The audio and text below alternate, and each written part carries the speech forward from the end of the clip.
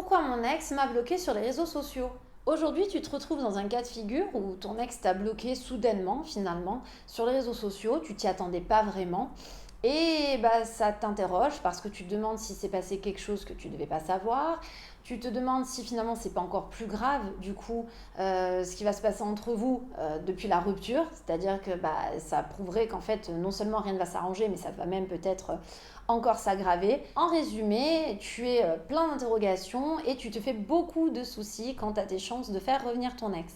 Dans cette vidéo, j'ai donc décidé de t'éclairer sur des raisons qui peuvent pousser ton ex à t'avoir bloqué sur les réseaux sociaux et te dire aussi que ça ne veut pas dire que c'est irrévocable, te rassurer donc sur cette situation et même te donner finalement des astuces pour arriver à inverser la tendance.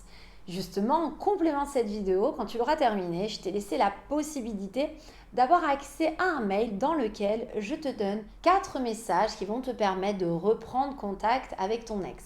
J'ai fait en sorte vraiment de donner des contextes différents pour que tu puisses te les approprier, donner des cas de figure en fait différents, avec des profils du coup différents, pour que justement ces messages s'avèrent vraiment efficaces dans ta situation si aujourd'hui tu as besoin de reprendre un contact. Pour y accéder, je te le rappelle, le lien donc se trouve en dessous de la description de la vidéo. Il te suffit juste de cliquer dessus et tu auras accès donc à ce mail. Si ce n'est pas déjà fait, alors je t'invite à t'abonner à ma chaîne. Tu peux également cliquer sur la petite cloche des notifications, très pratique pour être averti à chaque nouvelle sortie de vidéo.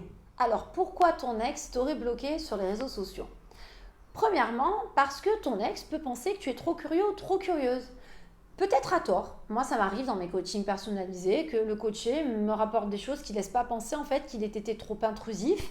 Et pourtant, l'ex aura quand même décidé pour ses motifs, parce qu'on l'apprendra plus tard, de le bloquer sur les réseaux sociaux. Mais ton ex peut penser que tu es quelqu'un qui va aller zioter, qui va aller pister, qui va aller fouiner. Et ne se sentant pas à l'aise du coup avec cette situation, va préférer te bloquer. Ça peut être aussi parce que tu as un tempérament un peu impulsif, tu es quelqu'un qui généralement sait dire les choses, se positionner. Il y a peut-être eu des altercations, même avec ton ex parfois, même précédemment. Et du coup, ton ex a une image de toi un petit peu de quelqu'un qui pourrait demain, avec de gros sabots, débarquer et lui faire des reproches, par exemple, par rapport à des choses qu'il ou elle aurait publiées. Ton ex aussi, dans ce même aspect, peut avoir envie également de garder un espace à lui, à elle, ne voulant plus tout partager. Et du coup, met une distance parce qu'il ou elle estime que depuis la rupture maintenant, sa vie personnelle finalement, ne te concerne plus. Alors je sais par expérience que c'est quelque chose qui va te faire très peur parce que moi j'ai des retours de genre mais ça veut dire que peut-être qu'il a rencontré quelqu'un ou qu'elle a refait sa vie ou peut-être qu'il y a des posts qu'il ou elle veut pas que je vois parce qu'il y a un truc à cacher. Parfois pas du tout. Pourtant pour la majeure partie des cas c'est pas du tout parce qu'il y a quelque chose à cacher. C'est juste l'ex qui ressent ce besoin en fait d'une certaine façon donc de préserver son espace, son intimité. Deuxième raison, l'ex ressent le besoin de se protéger. Là, c'est un ex qui peut avoir souffert aussi au moment de la rupture ou lors de la rupture, ça a été virulent entre vous.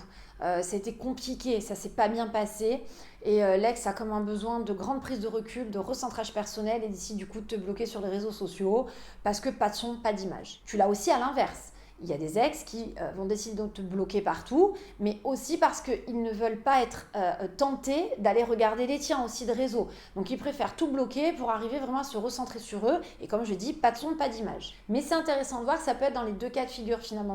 C'est de son côté pour se protéger, mais aussi pour se protéger de tes publications par exemple, ou de ce que toi tu pourrais aller renseigner sur les réseaux sociaux.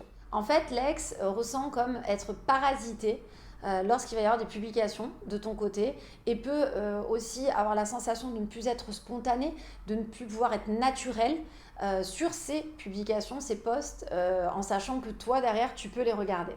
Là encore, tu peux être en mesure de penser que c'est parce que ton ex a quelque chose à cacher, alors qu'en fait, pas du tout. C'est même révélateur d'un ex qui n'est pas complètement à l'aise avec sa décision de rompre, parce que dans la logique, si la décision est assumée, que c'est quelqu'un qui est vraiment prêt et droit dans ses baskets, la logique voudrait qu'il n'y aurait pas d'interférence finalement avec ce que tu peux publier ou quelqu'un qui assumerait tout ce qu'il a envie de poster en se sentant naturel. Et on n'aurait pas du coup ce besoin de tout couper pour se protéger. Si un ex ressent le besoin de se protéger en te bloquant sur les réseaux sociaux, c'est bien qu'il a un petit quelque chose à craindre encore de toi.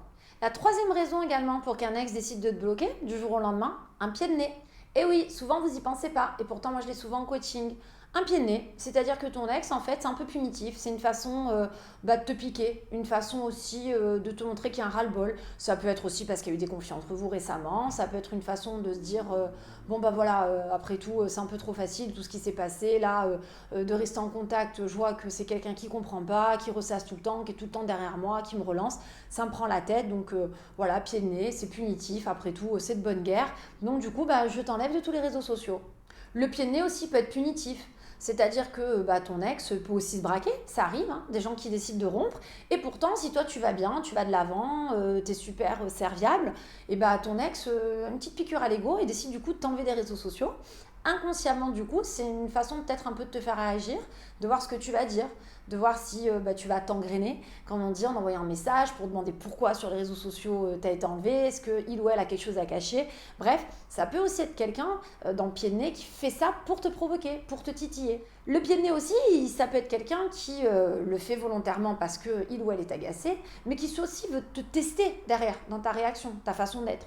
Une personne qui, t'es en train de me dire que t'es quelqu'un de calme, de posé, que t'as lâché prise, que tu respectes mon opinion, que voilà, maintenant, t'es plus à chercher absolument de faire changer d'avis. Ok, bah tiens, on va voir. Je vais t'enlever des réseaux sociaux et voyons un peu comment tu vas réagir.